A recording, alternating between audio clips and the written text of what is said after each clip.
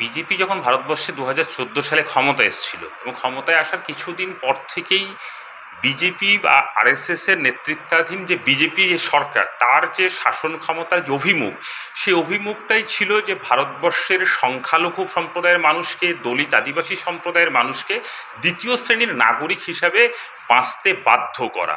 এবং নানা অজুহাতে আমরা উত্তর ভারতের বিভিন্ন রাজ্যে বিভিন্ন সময় দেখেছি গোমাংস খাওয়ার অপরাধে বা কখনো বাংলা ভাষায় কথা বলে তার অপরাধে, বাংলাদেশি সন্দেহে নির্বিচারে হরিয়ানা, রাজস্থানের বিভিন্ন রাজ্যে এভাবে গোরক্ষক বাহিনীর দ্বারা পিটিয়ে মারা হয়েছে এবং তারা মাথা উঁচু করে ঘুরে বেড়িয়েছে। সেখানে হরিয়ানার বিজেপি সরকার বলো, উত্তরপ্রদেশের বিজেপি সরকার বলো, রাজস্থানের বিজেপি সরকার বলো, তাদের কোনোরকম শাস্তির ব্যবস্থা করেনি।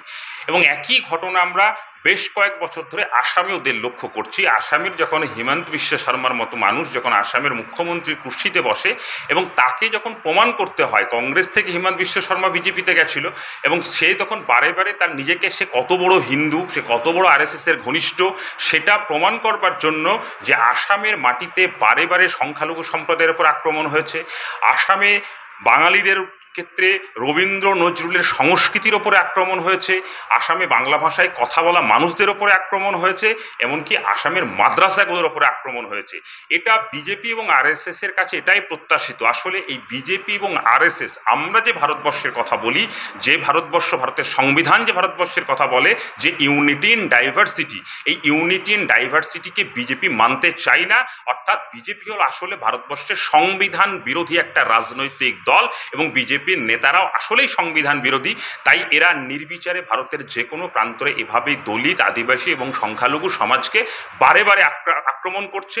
এই অবস্থায় দাঁড়িয়ে ভারতবর্ষের সাধারণ জনগণ, প্রগতিশীল জনগণ, সংখ্যালঘু, আদিবাসী, দলিত, তাদেরকে ঐক্যবদ্ধ হতে হবে এবং বিজেপিকে দেশ থেকে না তাড়াতে পারলে দেশের সংবিধানকে রক্ষা করতে পারা যাবে না। দেখো, সেটা শুধুমাত্র রাজস্থান তো নয়, মধ্যপ্রদেশে তোমাদের অনেকের মনে থাকবে সম্প্রীতির এক ঘটনা যে বিজেপির একজন বড় নেতা, সে দলিত সম্প্রদায়ের একজন মানুষকে কতটা ঘৃণার চোখে দেখলে রাস্তার উপরে দাঁড়িয়ে তার গায়ের উপরে প্রস্তাব করে। এমনকি এখন আমাদের দেশের এই মুহূর্তে রাষ্ট্রপতি তিনি হচ্ছেন দলিত সম্প্রদায় থেকে উঠে আসা মানুষ।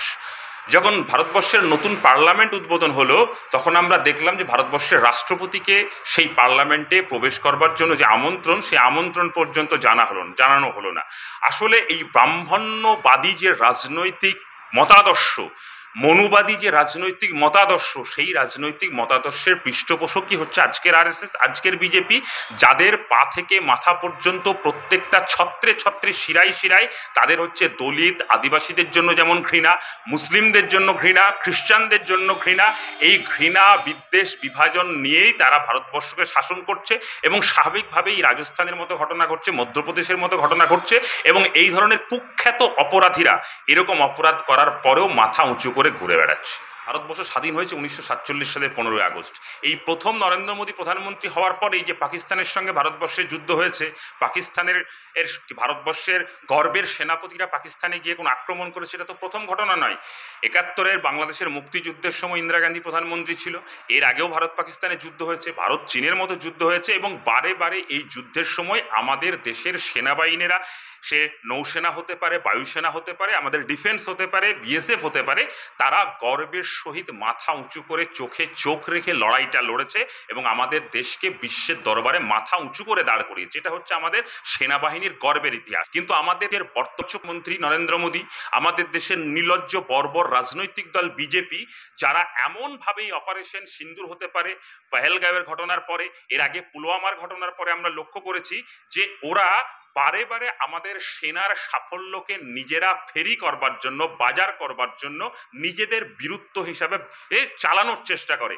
এর থেকে বড় নির্লজ্জের মতো ঘটনা আর কিছু হতে পারে না। এবং তুমি ইতিমধ্যেই দেখেছো এই অপারেশন সিন্দুর নিয়ে আমাদের দেশের প্রধানমন্ত্রী সেনাবাহিনীর পোশাক পরে বিভিন্ন জায়গায় অ্যাডভার্টাইজমেন্টের জন্য বিজেপি পোস্টার শুরু করেছে। নরেন্দ্র মোদী যুদ্ধ করতে গেছিল, নরেন্দ্র মোদী সোফিয়া কুরেশির সময় কি সঙ্গে কি বিমান চালানোর সময় ছিল না, ভূমিকা সিংয়ের সঙ্গে ছিল।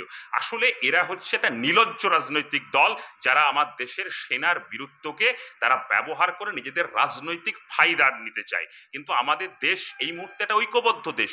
আমাদের দেশ ঐক্যবদ্ধভাবে পার্লামেন্টের ভেতরে পার্লামেন্টের বাইরে বিভিন্ন মতাদর্শের রাজনৈতিক দলগুলো বলেছে যে দেশের অখণ্ডতা, দেশের কোনো বিপদের সময় এবং দেশের শত্রুদের মোকাবেলা করবার জন্য আমরা ঐক্যবদ্ধ থাকব। কিন্তু নরেন্দ্র মোদী বিজেপি তারা রাজনৈতিক কারবারি করতে ব্যস্ত, এবং সেই রাজনৈতিক কারবারির যে কাজ, সেই কাজ করবার জন্য আমরা দেখলাম 2-3 দিন আগে আলিপুরদুয়ারে এসে নরেন্দ্র মোদী সেই একই কাজ করা শুরু করলো।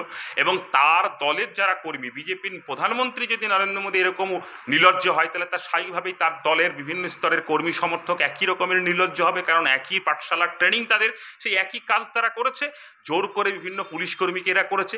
এটা হচ্ছে এদের কালচার। এই কালচার বাংলার সঙ্গে যায় না, এই কালচার হচ্ছে বাংলার পরিপন্থী, এই কালচারের বিরুদ্ধেই আমাদের লড়াই। বিজেপি ভারতবর্ষের রাজনীতিতে, বিজেপি কথা বললে হবে না, এক ধাপ এগিয়ে আরএসএস এর কথা বলতে হবে। আরএসএস এবং বিজেপি তাদের মজ্জায় ষড়যন্ত্র আছে, এবং এই ষড়যন্ত্রের ইতিহাস তো শুধুমাত্র আজকে নয়।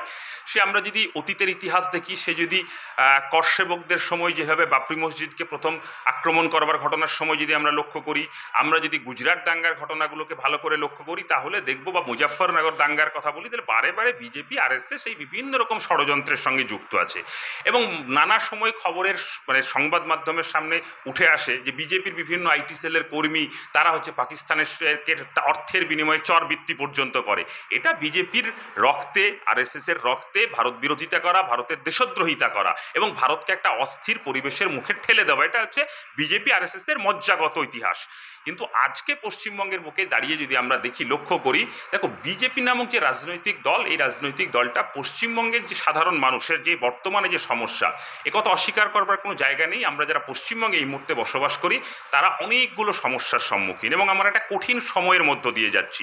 এই রাজ্যে পাহাড় প্রমাণ দুর্নীতি আছে, এই রাজ্যে একটা গণতন্ত্রের বিভিন্ন ক্ষেত্রে যে অধিকার, সে অধিকারগুলো নিয়ে প্রশ্ন আছে, রাজ্য সরকারের অজস্র ভূমিকা নিয়ে সমালোচনা আছে, এবং এবং আরজি করের মতো ঘটনা আমাদের সামনে এসেছে, নারীর নিরাপত্তা প্রশ্নের মুখে আছে।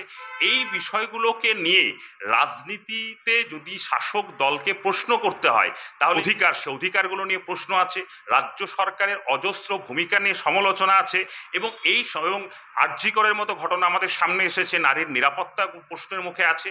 এই বিষয়গুলোকে নিয়ে রাজনীতিতে যদি শাসক দলকে প্রশ্ন করতে হয়, তাহলে এই প্রশ্নগুলো যেমন একদিকে বামপন্থীরা করছে, অন্যদিকে দাঁড়িয়ে বিজেপি এই প্রশ্নগুলো যদি করে, তাহলে বিজেপিকে তাড়িয়ে নিয়ে বেড়ায়। কি তাড়িয়ে নিয়ে বেড়ায়? এ রাজ্যে যেমন শিক্ষকরা আক্রান্ত হয় যোগী আদিত্যনাথের শাসনেও, সেখানকার শিক্ষকরাও যোগী আদিত্যনাথ পুলিশ তাদেরকে নির্বিচারে পেটায়। এ রাজ্যে যেমন আরজি করের মতো ঘটনা ঘটেছে, উত্তরপ্রদেশে হাতরাসে এভাবে নারীদের উপর নির্যাতন হয়েছে, এবং এ রাজ্যে যেমন শিক্ষাক্ষেত্রে দুর্নীতি হয়েছে, এই মধ্যপ্রদেশের ব্যাপমের যে দুর্নীতি, সেই দুর্নীতি ওটা ভারতবর্ষের মানুষ জানে।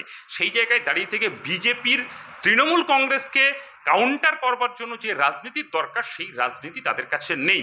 তো স্বাভাবিকভাবে একদিকে তাদের হিন্দুত্বের রাজনীতি আছে, উল্টো দিকে হিংসার রাজনীতি আছে। তাই হিন্দুত্বের রাজনীতি, ধর্মের রাজনীতি, বিভাজনের রাজনীতি, বিদ্বেষের রাজনীতি আর হিংসার রাজনীতির বিরুদ্ধে আমরা বামপন্থীরা সবসময় স্পষ্ট ভাষায় বলছি, তৃণমূল কংগ্রেসের বিকল্প কখনো বিজেপি হতে পারে না, তৃণমূল কংগ্রেসের বিকল্প কখনো দুর্নীতিগ্রস্ত শুভেন্দু অধিকারী হতে পারে না। এ রাজ্যে রবীন্দ্র নজরুলের সংস্কৃতিকে রক্ষা করবার জন্য একমাত্র বিকল্প বামপন্থীরাই। সভ্যতার লজ্জা ছাড়া অন্য কিছু বলা যায় না। কারণ এই পশ্চিমবঙ্গে তৃণমূল কংগ্রেস শাসনে আমরা পুলিশ প্রশাসনকে দেখেছি তৃণমূলের নেতাদের ভয়ে পুলিশকে টেবিলের তলায় লুকিয়ে থাকতে। আমরা সম্প্রতি গত 2-3 দিন আগে দেখলাম তৃণমূল কংগ্রেসের একজন প্রভাবশালী জেল ফেরত নেতা অকথ্য ভাষায় পুলিশের একজন আধিকারিককে মধ্যরাত্রে একটা অকথ্য ভাষায় গালিগালাজ করলো, অথচ তিনি এখনো পর্যন্ত জেলের বাইরে আছেন। উল্টো দিকে দাঁড়িয়ে থেকে আমরা বারে বারে লক্ষ্য করেছি এ রাজ্যে গণতান্ত্রিক আন্দোলন, এ রাজ্যে প্রগতিশীল আন্দোলন, এবং সর্বোপরি দেখলাম যে আমাদের শিক্ষা ব্যবস্থাটাকে সামগ্রিকভাবে যারা যে সরকার শেষ করে দিয়েছে, এবং সমাজের বা জাতির মেরুদণ্ড যদি বলা যায় যে ছাত্র সমাজ, তাদেরকে যারা আগামী প্রজন্মকে যারা তৈরি করবে, যে শিক্ষক সমাজকে, তাদের অধিকারের জন্য অর্ধনগ্ন অবস্থায় রাস্তায় নামতে হয়েছে অধিকারের দাবি আদায়ের জন্য। তখন তাদের ওপরে পুলিশ প্রশাসনের যে নৃশংস আক্রমণ এবং রাজ্য সরকারের নির্দেশে যেভাবে ধরপাকড়, মিছিল শুরু হওয়ার আগেই তাকে এক কথায় বলা যেতে পারে যে বিকাশ ভবনের সামনেও যে ঘটনা দেখেছিলাম আমরা, শিয়ালদা স্টেশনের সামনেও গত পরশুদিন যে ঘটনা দেখলাম, সবটা মিলিয়ে বলতে হয় এটা সভ্যতার লজ্জা ছাড়া অন্য কিছু একে বলা যায় না। আল তামার রেস্টুরেন্ট এবার নিবড়াই সম্পূর্ণ শীততাপ নিয়ন্ত্রিত অত্যাধুনিক সুসজ্জিত রেস্টুরেন্ট। এখানে থাকছে আরাবিয়ান মান্ডিতে বসে লাঞ্চ এবং ডিনারের সুযোগ। বিভিন্ন ধরনের খাবারের পসরা নিয়ে হাজির আল তামার রেস্টুরেন্ট। যে কোনো অনুষ্ঠানের জন্য বুক করতে পারেন, থাকছে কনফারেন্সের সুবিধা। আমাদের ঠিকানা নিবড়া হারুন মার্কেট, ডোমজুর। যোগাযোগ করুন 9123608838। আরাবিয়ান মান্ডির স্বাদ গ্রহণ করতে হলে আপনাকে আসতেই হবে আমাদের রেস্টুরেন্টে। তাহলে আর দেরি কেন, আজই আসুন আল তামার রেস্টুরেন্টে।